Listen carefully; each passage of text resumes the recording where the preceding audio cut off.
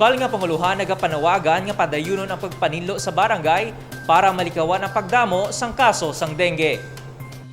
Nagpanawagan ang lokal nga panguluhan sang syudad sang Iloilo sa mga barangay nga kung mahimo padayunon ang pagtinlo sang palibot, ilabi pa nga nagsugod na ang tig-ululan. Suno kay Mayor Janet Treñas, importante ang regular nga pagtinlo sang palibot para hindi magdamo ang mga lamok nga may dala sang balatian nga dengue. Ang isagid suno nakitaan ta nga again localized ta ang pagtinlo, pag-spray, no? May mga chemicals, hindi ni chemicals ginatag ta do organic ni nga mga bulong nga ginatag sang DOH kag ang tanan bala nga barangay naton may ara gid yan knapsack sprayer ginatagan na sila tanan. So sila na mismo naglimpyo kagti ginabantayan gid sang aton City Health Office, especially kung may clustering, no? May mga areas gid man nga may clustering kita. Padayon ang paglibot sang City Health Office sa mga lugar nga mayara sang reported dengue case para maghimo sang investigasyon lakip ang pagkuha sa mga samples. Ginahaylo man ang mga pumuluyo nga magpatigayon sang kaugalingon nga pagtinlo sa sulod sang balay lakip na sa mga ugsaran. Importante nga makita ang ginapangitlogan sa mga lamok para ini ang matinloan. Localized na ang barangay na mismo nag-spray sang ilang mga areas, ga-identify kung diin nga lugar.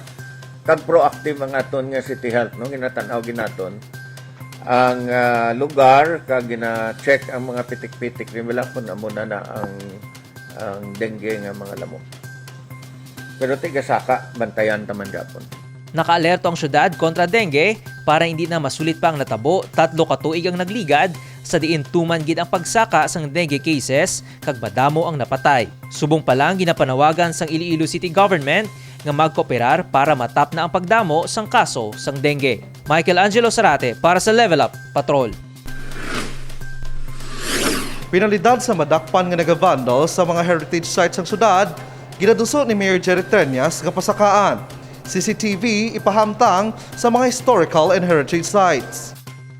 Nakalabot na sa atensyon ni Mayor Janet Treñas ang pagvandal o kung paghiko sa pila ka porsyon sa isa ka ginakabig heritage site sang syudad. Suno sa alkalde, natabo ini bangon nagsarado ang pila ka mga establishmento sa nasambit nga building umpisa sang pandemya, 2 ka tuig na ang nakaligad. Sa idalom sang Anti-Vandalism Act of 2009, 5,000 pesos ang first offense, 8,000 ang second offense, kag 10,000 ang third offense o kung 30 diyas nga pagkapreso. Gani, magluwas nga patinluan, luyag ni Mayor Treñas pataas ang penalidad sang madakpan nga nagavandal. May ara ko gani subong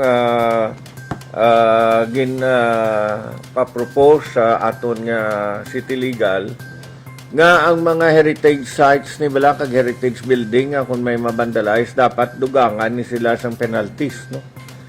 Kaya nakita naton ginawa man sang mga building owners nga patahom sa mga heritage buildings nila tapos amo pa ning sitwasyon, no? So ang kalamanan ni galing naglatabo nga na-vandalize nga mga buildings during the time sang lockdown balawa ay sang mga opisina sirado ang tanan.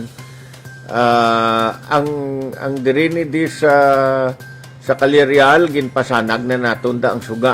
Magluwas sa mga sugang ang ginpahamtang, ginpabutyag sang alkalde nga nalakip ang mga heritage sites sa mga lokasyon nga butangan sang CCTV. Naibaluan, 350 ka CCTV ang plano nga baklon sang lokal nga pangluhan para sa monitoring sang command center. Kung maplastar, dako ang mabulig sini para matumod ang mga nagaubra sang krimen.